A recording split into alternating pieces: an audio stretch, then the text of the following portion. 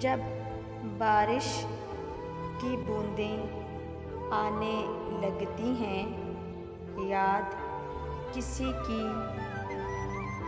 चलें आने लगती हैं। सिर्फ खबर सुनते ही उसके आने की वापस मेरी सांसें आने लगती हैं। देख नहीं सकता मैं उसकी आँखों को, मेरे अंदर लहरें आने लगती हैं।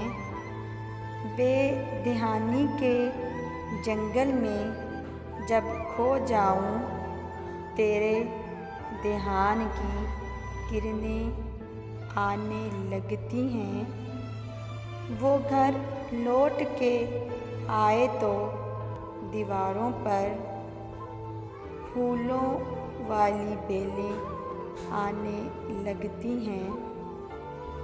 काई जम जाती है उसकी यादों की, जब जूतों पर गूंजें आने लगती हैं। जंगल के इतराफ से चांद निकलते ही रोने की आवाज़ें आने लगती हैं। तेज़ हवा से परोए हिलते हैं और फिर मेरी तरफ वो बाहें आने लगती हैं। जैसे हो जिन्नात का कब्ज़ा घर पे, शाम ढले ही शम्में आने लगती हैं।